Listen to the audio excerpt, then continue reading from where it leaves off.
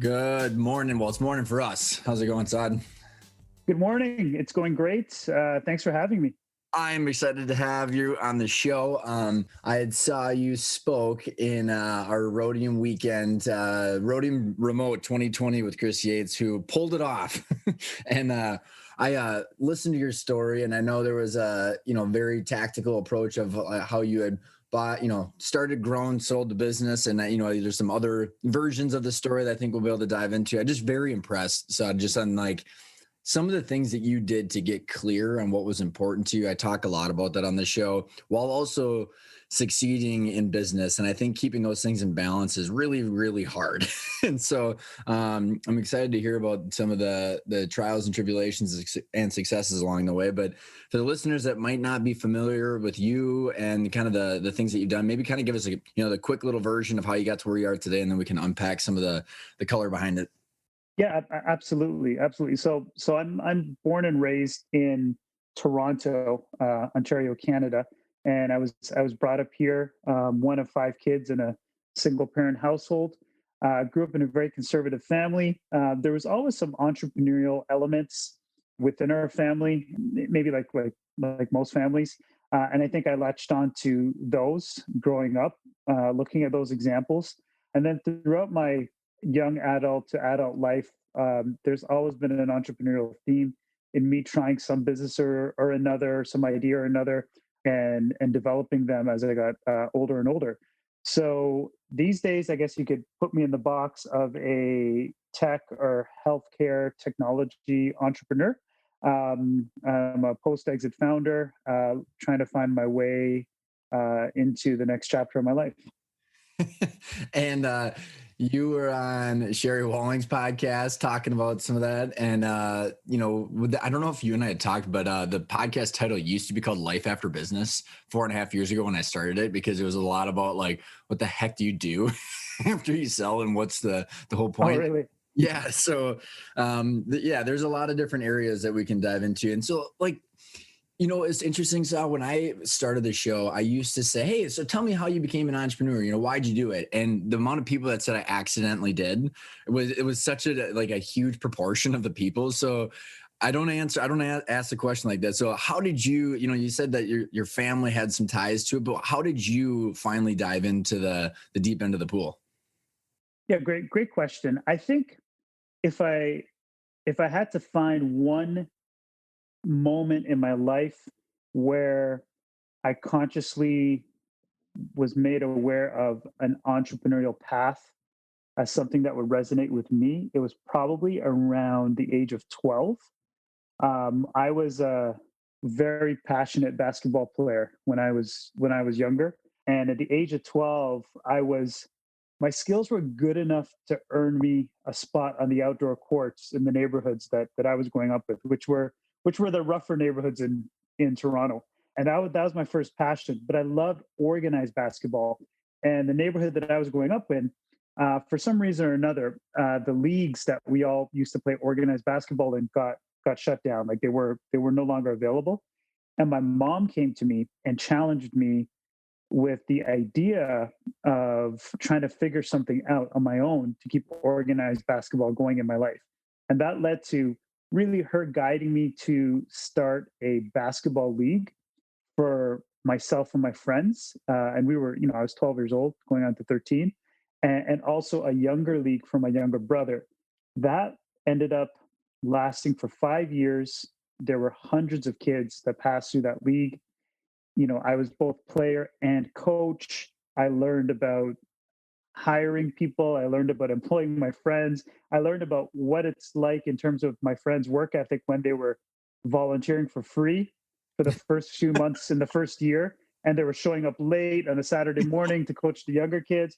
And then what it was like to pay them $10 a game. And all of a sudden they were miraculously showing up on time, and they had game plans for the younger kids and everything else. And, she even taught me, we had Toronto and Canada specifically, it has a long, beautiful history of welcoming new immigrants into the country. So in Toronto, there were several waves of new immigrants coming from different countries. And we had showing up to the league kids that were from new immigrant families that they could play basketball. Like they could, as we would say, they could hoop. However, they didn't have the means or the money to pay for the league. So I remember my mom challenging me with ways of funding these kids, right? And, at 12, 13 years old, I started pitching for corporate sponsorships and all sorts of stuff so these kids can play basketball. So that era of my life, long way to answer, is what turned on the entrepreneurial light bulb for me. And whatever I learned in those 5 years, I've pretty much replicated the same way, just in different arenas for the rest of my career so far. I mean, that is a unique take on when everybody says, "Oh, sports are so good for your kids because they learn leadership and teamwork." Not only did you play sports, but you actually organized a league. So you took that whole concept to a whole different level. I love it, and I think there, based on some of the things that you just said, I think there's going to be some themes that I'm already recognizing of what you learned then, that what you're applying to the things that you're doing today. So you and I had chatted prior to this call. You had given a very technical, growth and exit story on the Rhodium community presentation that I think there's going to be a lot of good takeaways too. But there was also some very personal things that were going on along and that predated some of the entrepreneurial stuff. So maybe whatever you feel comfortable diving into of how you got to the point where, you see it, and maybe kind of giving an overview of the company that you did grow and sell, kind of tying some of these big themes together, and we can dive into whatever areas that you want. I think it's just, some very interesting combination of events that got you to where you are today. Yeah, I mean, with an event like Rhodium, the focus definitely was on the tactical growth strategies for the tech company that I had, and that was really what I was asked to speak about. That company, if we kind of go in maybe reverse order, Yeah, let's do that. that company spanned for 17 and a half years, at least under my leadership. It was in the healthcare technology space, primarily. What the company did, it was called PolicyMedical.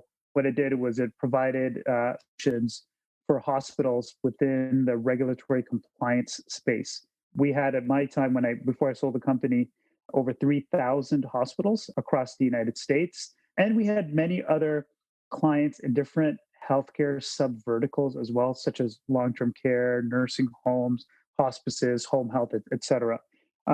It was in health always, not because I had a background in health, it was because I was passionate about impacting people's health and making them healthy. And that idea, or the nucleus for that idea, came just before I founded that company, 17 and a half years before the exit in 2018. So just before the founding of the company, that was a chapter of my life where I was looking, probably a combination of repentance, of feeling like maybe I wasn't doing the most positive thing in my life at that time, and I wanted to do good, and also like a deep yearning to do something productive or positive that would help other people with my life. So that theme of healthcare was born at that time, and that's why we always focused the tech company that I had. I mean, we had offers over the years to move into different verticals, but I never deviated because the mission was healthcare along the way. And just for clarification, because right when you had caught everything, there was at the very beginning, you said, what exactly was the business doing for the hospitals? Because it would just add a little bleep out of it, so not a big deal.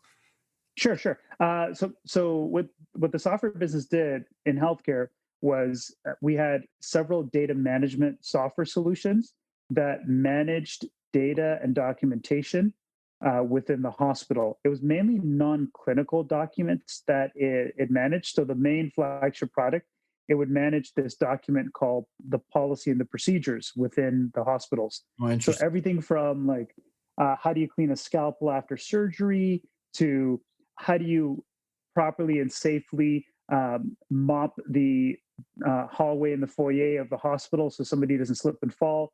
So all of those, boring documents, if you will, Hmm. they're all tied to standards and regulations in the United States that say exactly here's what you need to follow, hospital. If not, you could have a really bad outcome. A bad outcome could be litigation, it could be a lawsuit, or it could be your loss of accreditation status, which would mean that you would be reimbursed less per patient. Hmm.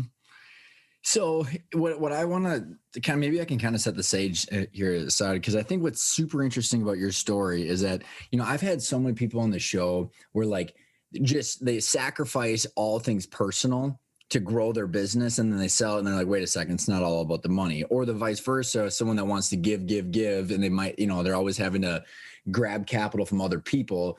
And so I've been spending a lot of time over the years on conscious capitalism and, really aligning impact in the world with creating valuable business. And truly, when someone has a clear vision of what they want, growing value to make the biggest amount of impact makes it's a recipe for amazing success.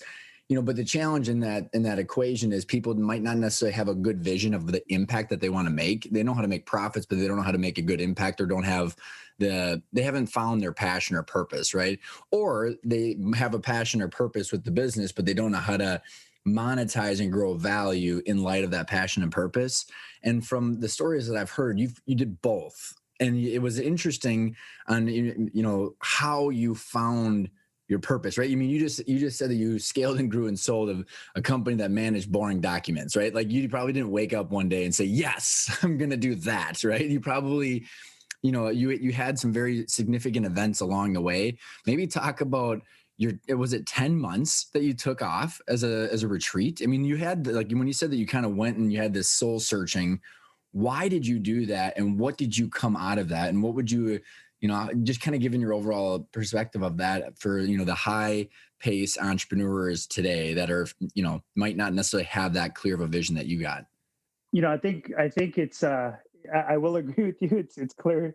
It's I would be open to acknowledge that growing up as a boy in Toronto, I didn't dream of starting a healthcare regulatory compliance company, right? I mean, I grew up idolizing Michael Jordan and the 90s Bulls.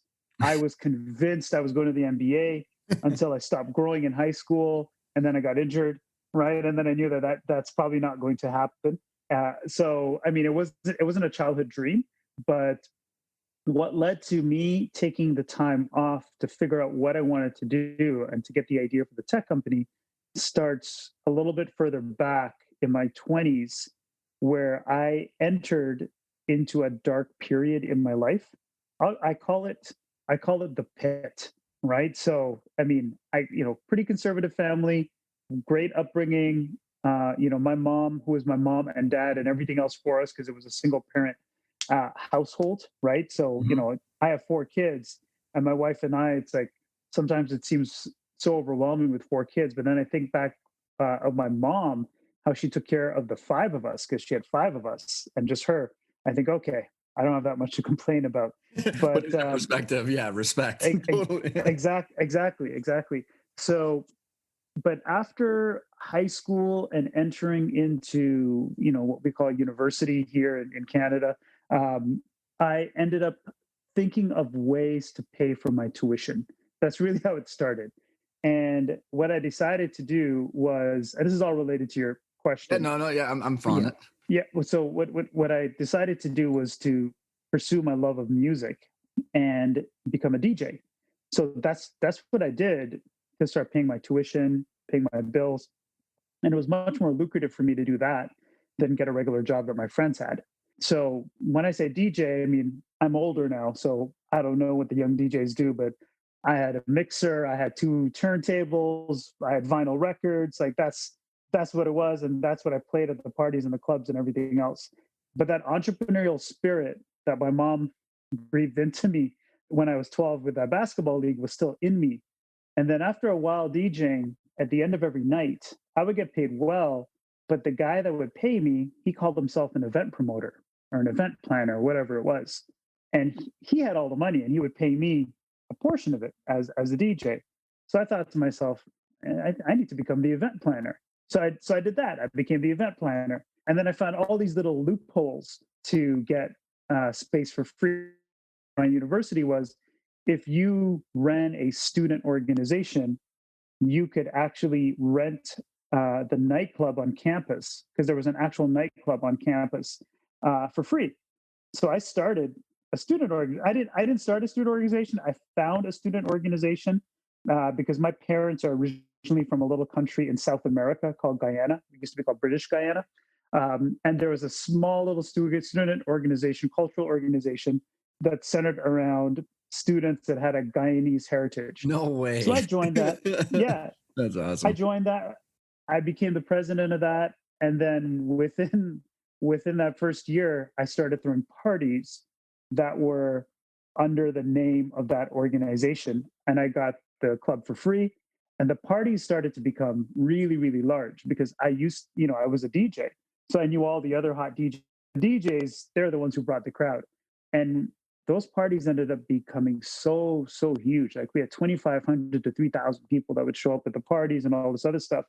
That I remember the university coming to me before the end of the academic year, and they said, you know what, we have something in the Senate policy that says that student organizations are only allowed to keep account, and we were making a lot of money.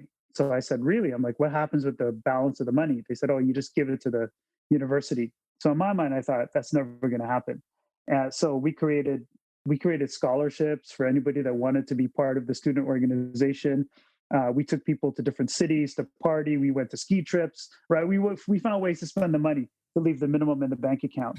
And That's awesome. and and Yeah, but and you're gonna that's what. force me to spend the money. I will Sorry, go find ahead. creative ways to do it. What ended up happening was the student club became so popular, which led to the parties becoming so huge that the university required me to hire a security firm to secure the parties, to make sure the crowd was under control and all that stuff. And then, I had one of those, I thought I could do better moments. At the end of the night, one night, my head of security, the guy that had the security firm, we were in the kitchen of the nightclub at the university on campus. And we're in the kitchen because that's where all the cash is counted. And as the manager of the club is counting the cash, I'm watching, and she gives me my portion. So the head of security tells me, he's like, you could be making even more money than this. I said, how do I do that? He said, you should just open your own nightclub. And he planted that seed. And later that year, I ended up finding this abandoned bar in downtown Toronto that was just abandoned at that point. I took it over. I got some investment money together, and one of the differentiating competitive factors that we had at that time was we built this huge rooftop patio that not a lot of other clubs had in Toronto at that time, and that was a big draw. And that was my foray into the nightclub world. And I thought it was going to be fun because I'm a guy in my 20s. I got my own nightclub. There's music. There's lots of other things for me to Yeah, enjoy filling your myself. blood, filling the And, blanks. and exactly. But actually, I was about to go to places that I wasn't even expecting to go, and that's where I started moving a period of my life that I would call the pit. And I actually think that a lot of us probably think back, like we all have these pits in our life. It's a matter of like, can we see the clues to get out of it? So when you can, yeah, I think a lot of us, can use our imagination in whatever you're willing to share. Is like, when you were in this pit, what happened that gave you the aha, and how did you get out of it? How did you get unstuck or unfrozen from this time to then go into the next stage where you ended up, and you can kind of share more about your retreat, because I think it's interesting, because I think a lot of people could benefit from that. But what happened, and then what were some of the ways that you climbed out of it? Yeah, I mean, things started to happen over the years as I owned those clubs, and what ended up happening was it became more than just about the music and the operations of the club. There was an element within the city, and it exists in most major cities, sort of an underworld element that moves through that world. That they sell things in that world and everything else, and that element was around me quite a bit, right? Mhm. And increasingly, like I didn't want to be around that at all. Like it was just bad vibes. It wasn't really me, but I could have said all of that, but then as a young guy, and most of my friends are working at the local Blockbuster while they're in school or whatever it was back then, and I'm making like $50,000 to $75,000 a weekend. It's kind of hard. It's kind of hard to be like, oh well, I'm not going to do this anymore. Like I needed some kind of like signal to leave. And then there was the first time, one time when there was a case of mistaken identity with somebody moving around the city saying that they were me. That person wasn't behaving the best and mistreated somebody, right? Now that somebody was the sister of a club owner who was connected to the underworld. And that club owner came to my club looking for retribution to what had happened to his sister. Oh, geez. And that was the first time I got a gun pulled on me. And he was him and his entourage, like they were about to pull the trigger on one particular night. Like I literally had a gun pressed up against my mouth. Jeez. But luckily his sister was in the hallway and she came in, and she saw that I wasn't the guy that she had the issue with. Right. And that was really like, that world is really, I would say, as close to a jungle as you can imagine, because it went from that moment I'm describing to when they all realize I'm not the guy, the guns put away, us sitting down, figuring out what has to happen, who it was, and they left. But that was when that after that happened, I thought to myself, I need to get the hell out of this place. Like I don't know what I'm doing here. And then two things ended up happening. One was one night I was in the club and I was walking through the club. I kept on hearing my name called out over and over again. And I looked over and there was a younger guy calling my name. And luckily, like I heard and saw him because it was the lights were a little bit higher, brighter, and the speakers were a little bit lower. The sound was a bit lower. So I called him over and I recognized him. He used to be one of the younger kids that I used to teach basketball to. I used to coach basketball at the league, by the way, was was at the mosque that my grandfather had built in Toronto, which was one of the first mosques in Toronto.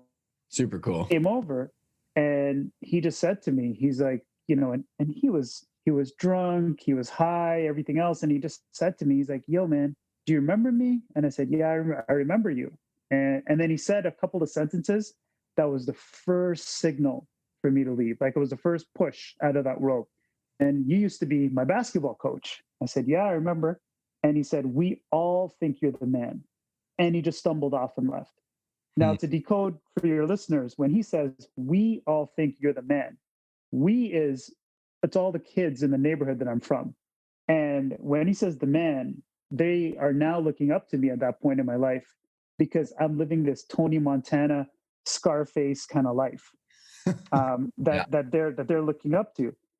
And I felt such shame. Like I felt, and I mean, I'm not a therapist or anything else. And maybe some people listening to this will be like, what I'm about to say, they're like, I disagree with what this guy said. But you know what? I think shame is it as fuel, right? Like I felt ashamed of what I was doing in my life at that point. And I thought to myself, do I want to be the basketball coach guy or do I want to be the Tony Montana guy? Right. And my heart said basketball coach guy. And that shame was like the first fuel to start moving along and getting out of there. And then a couple months later, the second thing happened. And that's when I said, okay, that's it. I'm out. Right. And the second thing that happened was my father, who, I didn't grow up with him. Right. I mean, I was away from him my whole life. But one night at the club, the head of security, he radios in, we all wore these little earpieces in our ears. He radioed to me and he said, he's like, "Saud, there's an older gentleman at the front door with some of his older friends. And he says he's your dad." And I just radioed back. I'm like, no, whoever it is, he's lying because my dad doesn't even live in Canada. And the guy said, my security guy said, no, it's pretty sure it's your dad. He looks just like you. So I went down to the door and there was my father, right, with some of his friends, and he was dressed in a nice suit. And he said that, hey, you know what? He heard I had a club. He's in town and he wants to come in and see what I'm up to. So I brought him inside, sat him down. I told the waitress to take care of him and his friends. And then I told him I'll be back at the end of the night and we can talk. A couple minutes after I leave him, all the lights in the club go on. All these police officers start streaming into the club. Oh, man. And they ended up finding me and giving me a ticket for overcapacity. So they had it out for some people that had become involved with the club, Yeah, and they were trying. other desires, right? And they got Exactly. you. Yeah. So it was like a ticket, and the penalty was, they brought in all these police officers, and they had these paddy wagons in the back, and they confiscated all of the inventory, all of the alcohol from the club. They didn't arrest anybody, and they said, "You can go about your business. We're just going to confiscate all the alcohol. You can serve water and Coke and whatever else you want." But obviously, if there's no alcohol being served, everyone's going to leave the club. And then my father found me in my office after the cops had left, and he just said a line to me, right? And this is a man that I didn't really grow up with at all, Mhm. but he said to me, he said, "Son, this is no life for somebody like you," right? And I didn't actually take that as a judgmental comment or anything else. Like, when he said somebody like you, he knew that I wanted a low key, quiet kind of family life. Like, I don't want to be in the spotlight. And that life was exactly what it was. It might have been a good life for somebody like him, actually, right? But not for somebody like me. And that was it. And I took that as like a sign to, like, okay, kid from my past coming by a few months ago, my dad showing up now. I'm like, I don't know, I gotta leave. I gotta get out of this thing. And then I made moves to finally leave that world. And you didn't make any kind of minor moves. I mean, you took a pretty solid sabbatical, didn't you? And like maybe kind of, this is super helpful, so because what I want the listeners to take away from this is that everybody that's listening has some crazy things that that have led them to start their business, grow their business. But I think what's interesting about your situation is you had this this transition period that got you really clear on why you ended up getting into healthcare compliance and like how you ended up aligning a lot of the bigger impacts that you want to make with the business and your life. I mean, so explain like how you got that clarity and honestly what you've done over the years to keep that clarity, because I think you can have the summer camp high, but then making sure that you're always staying true to it as a different kind of discipline. Yeah, yeah, absolutely. I mean, looking back, like, what I did differently, perhaps, is what I call to myself owning your exit.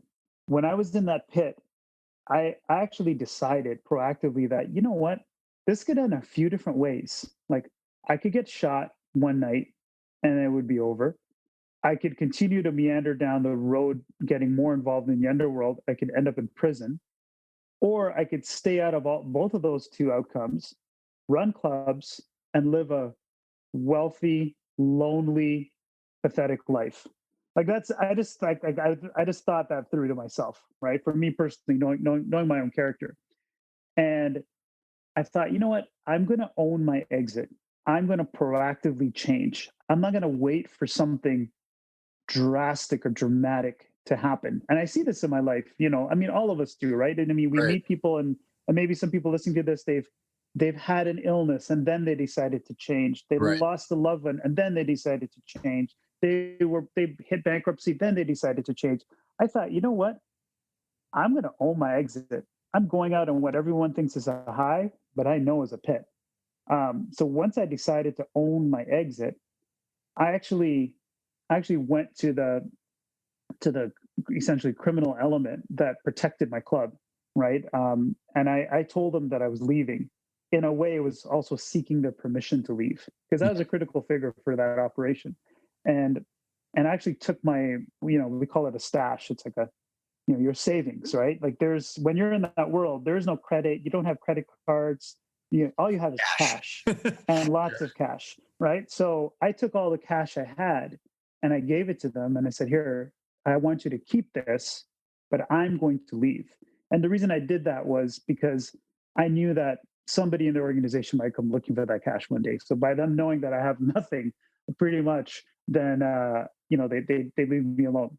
So I left, and the only place I could go was back to my mom's house, right? Because I didn't have my fancy sports cars after a while. I didn't have my rooftop penthouse condo, right? I went back to my mom's house in a place called Scarborough, which is a suburb of Toronto. And I was in the basement. And I was like, okay, where do I go from here? And my mom always has a saying. She said, she always says, people always go back to how they were brought up, right? So, maybe that's true, maybe it's not. I've seen it to be true more than not That's in good. my life, right? So what I decided to do my first week back in my mom's house was like, you know what? I'm gonna go to the mosque, the same mosque where I taught basketball, right? I didn't only just teach basketball and run that league. Like that mosque, when it was being built, when I started the basketball league, it just had a warehouse. Like I'm the one that painted the lines on the ground and everything else for the court, right? So Yeah. I went back to the mosque on a Friday, right? And for those that don't know, like just like how, like, let's say Christians would go to church on Sunday, Muslims go to mosque on Friday, right? So I went to the prayers, congregational prayers on Friday, and I was in the parking lot, and I was driving a 1988 Chevrolet Celebrity that had almost Ooh. 300,000 kilometers on it, right? That my uncle was going to throw away, but I asked him if I could have it because I didn't have any money. I needed something to get around. So I got out of that car and walked into the doors of the mosque, and then a few older community members came up to me and kind of like stood in front of me, and they proceeded to tell me what a bad example I had set Oh for no. the younger youth, right? What a bad, how ashamed they were of me, of because they've heard of. How old were you at this point? It's probably like 24, 25 around there, Hmm. Okay. right? And so I didn't go in. I just listened to them. I didn't say anything, right? Because out of respect, and also they weren't saying anything that was untrue. And I didn't actually go into the mosque. I just turned around, hopped back into my Chevrolet Celebrity, and went back home. But later that night, I went back to the mosque, and then I waited until all of the people looked like they had left from the night prayer, like the last prayer of the day. And I went into the mosque. I found a caretaker who I'd grown up with. Like I knew that guy since I was a little kid.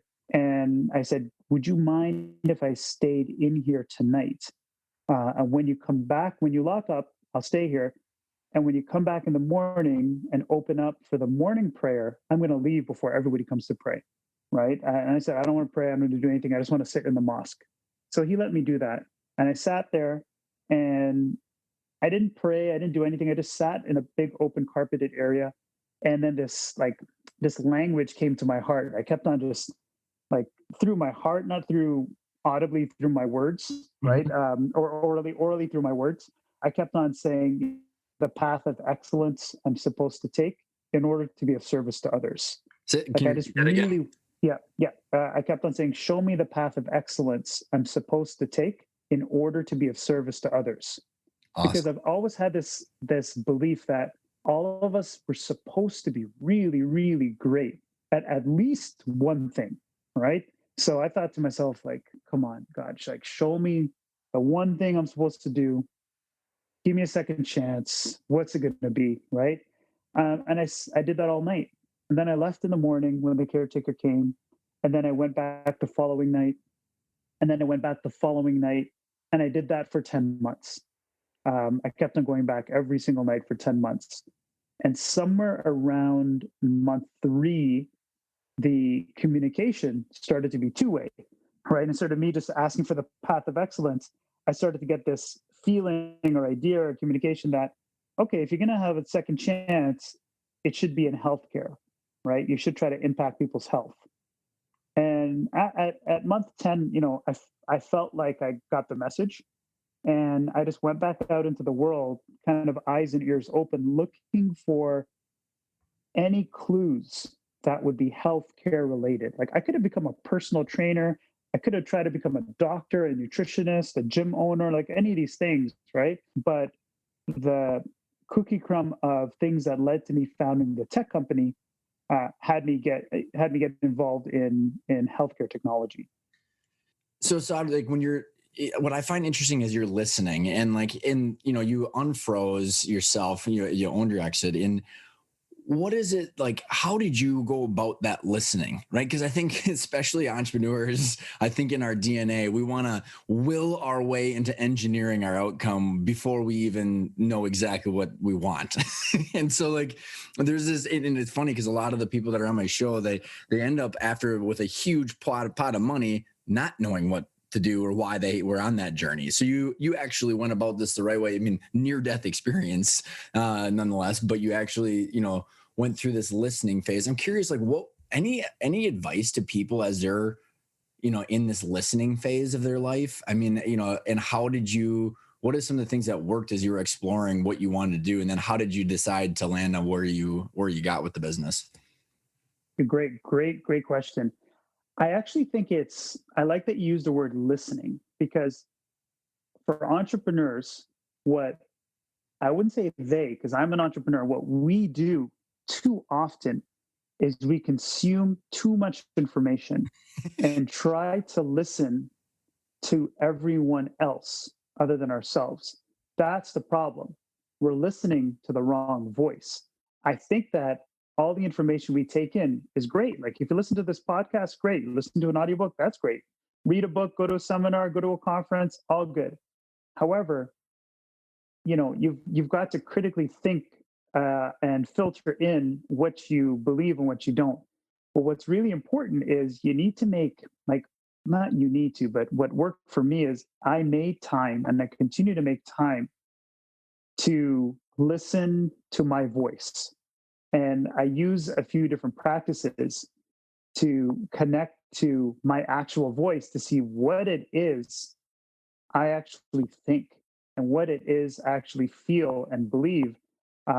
Because too often, if you don't have that rigor and discipline, and make no mistake, it takes rigor and discipline to get to that place to hear yourself. Like it's not a can't just go on a light little hike and all of a sudden you'll hear yourself. Like there's rigor and discipline to reliably, accurately, and consistently connect to that voice. Because what happens if you don't is we think we are thinking and we think we are having ideas, but we're not.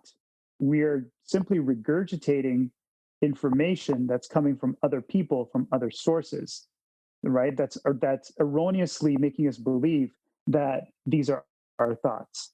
So I think it's a matter of connecting and listening to yourself. And yes, like that time, the 10 months, like was like a very deep way to do that, but you don't need to do something that drastic. I mean, since I did that, I don't do that. I don't go away for 10 months every 5 years or something like that. Like it's like I've never done that again. However, I've adopted different little mini practices throughout Mhm. my life that work for me. And you know what, I mean, I'm not very overly public about it, but I coach and mentor a bunch of entrepreneurs. And most of the if there's a secret sauce or differentiator with what I do in terms of how they make gains in their businesses and lives and everything else is encouraging them to adopt practices so they can hear their own voice. Because once they start listening to their own voice, they don't need me. They don't need me as a coach or an advisor or mentor or anything else anymore. They can go from there. It's so interesting, Saad, is like I think, in today's world where we do consume, and I am like I'm majorly guilty of this. But like to your point about the balance and listening, I mean, some of my biggest ahas come while I'm running or while I'm doing things without like the medium of consumption, right? I'm not listening, I'm not doing anything besides just listening. And there's this level of clarity that comes from that. And I think about all the people that have been on my show that are uber successful, and I wouldn't replace myself from them because of how lost they are, even though they might have a lot of money or perceived, success. And I just like I find this topic of what you have, you built the solid foundation of clarity before building the business. And it's such a problem with people. And I don't know if you've seen this where like as people get into that entrepreneurial journey, and I even said like it's an accident for a lot of people. They found a product pricing fit where there was a need in the market, they hit it and they rode this wave, never really understanding where the final end of that rainbow is going to be. And so Yeah. I just find it in like, and I don't know if you got any comments on that. I just find it interesting because of how lack of clarity so many people have of what the point is of what their journey is. Yeah, I mean, it's, I think people consume too much, especially with social media and everything else, right? So it's a comparison culture. It's feeling like it's not enough. But I think that rigor and discipline of doing the things that allow you to hear yourself is really, really important. I mean, you know, you don't have to meditate. I mean, even though I've, you It know, helps. I've been meditating for a long time, and within the entrepreneurial circles that I'm in, I'm known as like the meditation entrepreneur guy to come to get advice. But a lot of times when people come to me, they're like, hey, okay, that form of meditation that you were doing at that conference or that I saw you do in that workshop, can you teach that to me? And I think the people that ask me that, they're often really surprised. I say, yeah, I can do that, but it's probably not the best for you. And they're like, oh, well, then what style should I do? Because in the Western world, a lot of people will go and find a teacher in their local city and feel like they have to sit on a cushion and everything else. But the most powerful form of hearing your voice, in my opinion, is if you were to do a simple exercise. If you're to think back to when you're in the sixth grade, around 12 years old or so, right? 11, 12 years old. What was the activity that you did that brought you an immense amount of joy and that allowed you to lose track of time? For me, it was shooting free throws. Hmm. So my most powerful form of meditation, and I live in a suburb in a neighborhood here in Toronto, and I'm sure, especially during this pandemic COVID-19 times, everybody's working from home.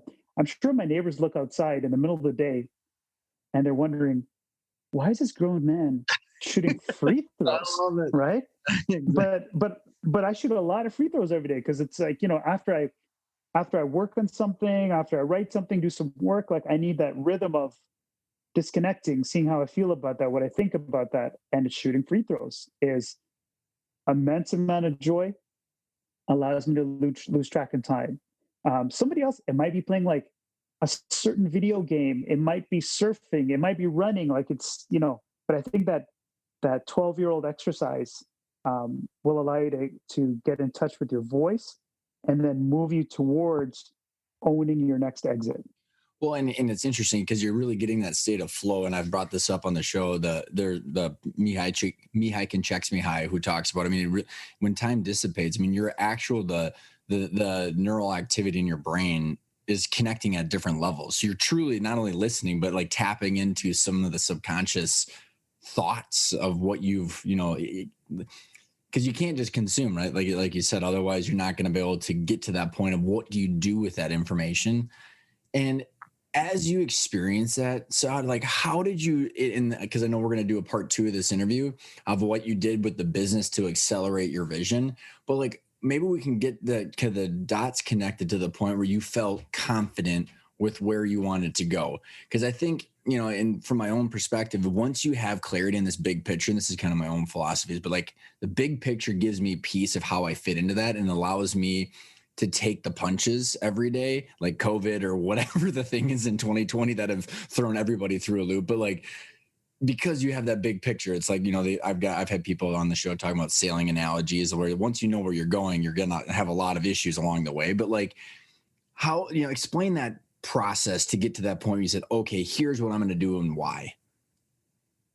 Yeah, I think, well, the drive to do something in healthcare was so powerful that was my singular focus. And within a short amount of time, I ended up getting a job at a healthcare startup in Toronto.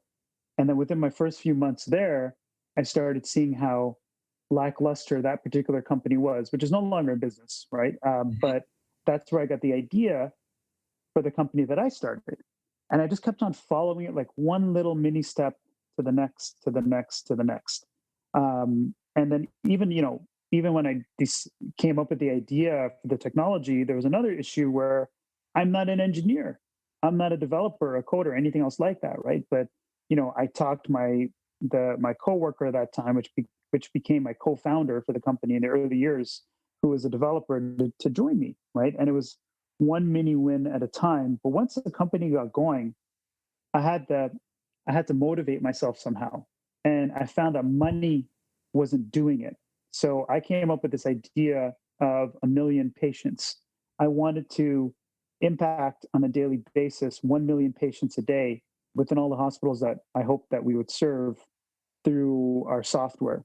And that was the thing that I tracked. And then we got to a million. Then I was like, what do we do now? Is it 10 million, right? And you kind of go and you go from there. What's really interesting about that, and I think we'll dive into some of the tactical parts of this to get to that final second exit that you were talking about with from the healthcare company. But like, any final thoughts on this section of like, when you have the vision or when you've listened to the voice of like what your big picture is, how that brings a little bit of clarity and confidence to those mini steps of like starting at that healthcare startup, or, like identifying an opportunity in the marketplace because you have the big picture in mind, like how that, like, if you don't have that big picture, the clarity, how you might miss those mini steps.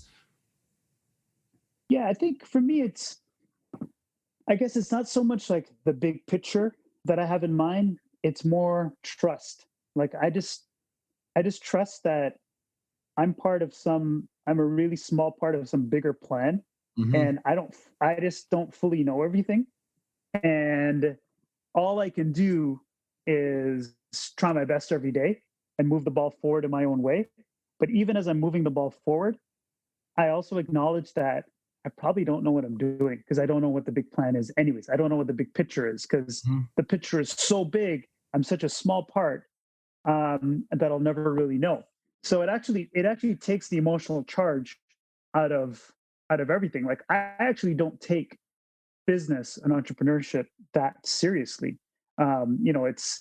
It's what I do for work. It's part of my tripartite division of time each day. Sleep for 8 hours, spend time with family, friends, read, meditate, shoot hoops, whatever for 8 hours, and I work for 8 hours. Right. So yeah, I think it's more of like trusting that I'm part of the big picture.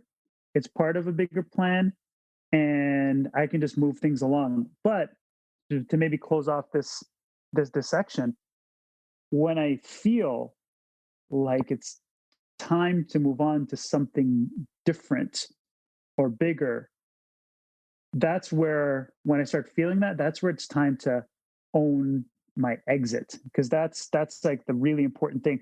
And I think that probably in the next section that we do, or the part two, we might talk about the exit and the tech company.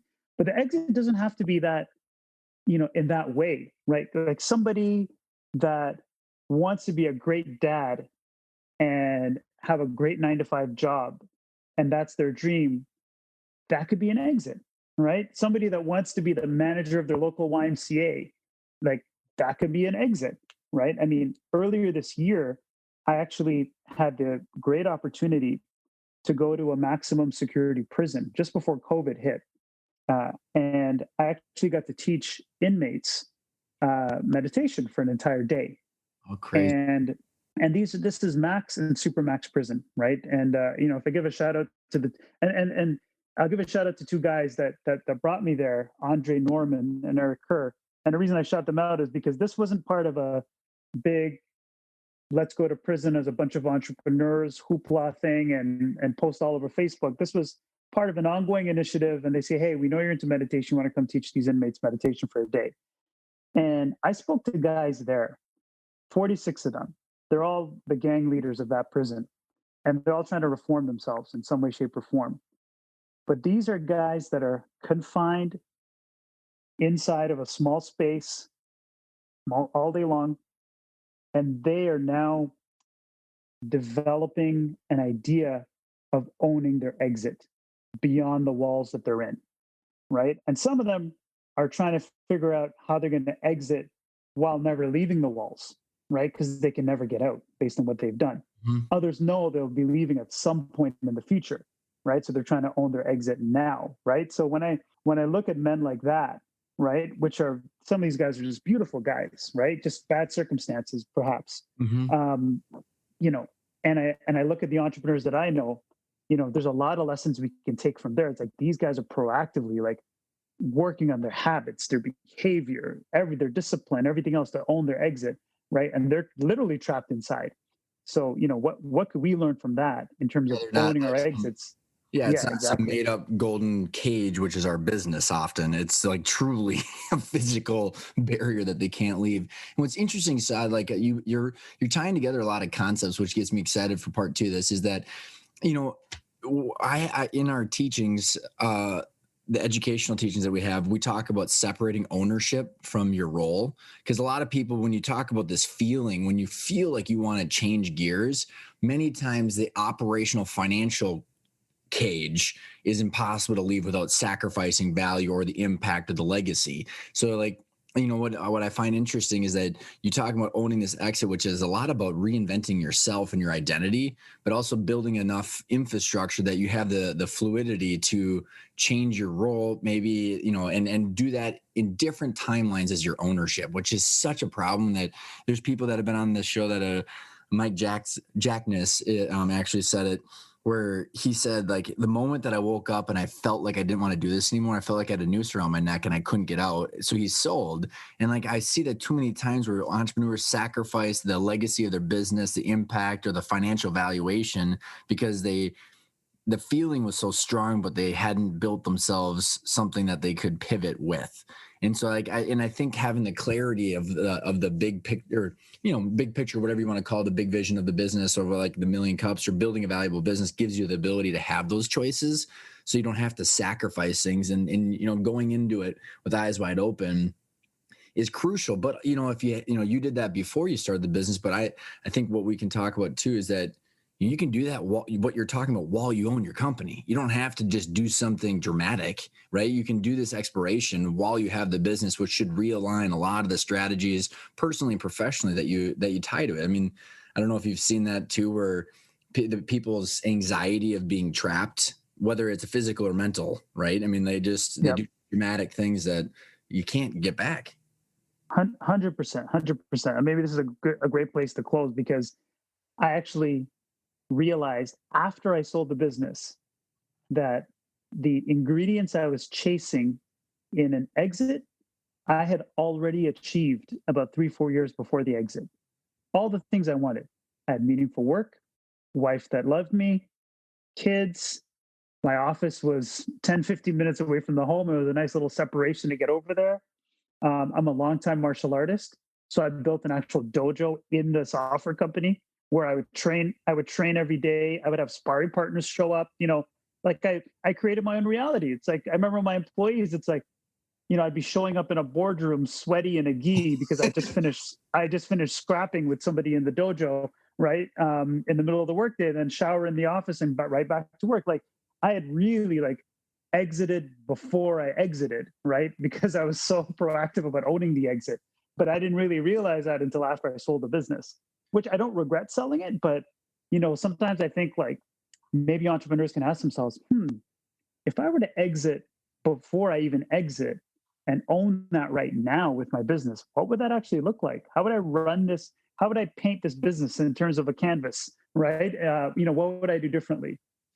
Oh man, that is a perfect time to stop, because I am so excited, because this concept of your role, exit/transition, versus ownership, which is your equity as an investor, are just so different. And the better that people can understand both those scenarios, and the fact that you have choices on both fronts, just helps realign all the different strategies. So I'm super pumped. And as we wrap up here, thank you so much for sharing that. It's a great story, Saad. And like you and I talked about, too many people in today's world talk just tacticals, right? Like just the tactics or the tactical plans of like growth, scale, SEO or sales or revenue. But like, having the full combination of building a valuable business that gives you choices, and the why, because so many people, we need to talk about the why behind it, because it sheds so much light on the actual journey itself. Okay, great, great. I'm looking forward to part two. Best place to get in touch with you, and because this will probably come out in two sequential weeks, but the people that want to dive in and find out more about you, because they can't wait for next week, what's the best place to get in touch? Best place to get in touch with you? Media place, LinkedIn. So at Saud Juman, SAUDJUMAN, and then my website, which is www.saudjuman.io. Saad, thanks so much for coming on the show. Looking forward to next time.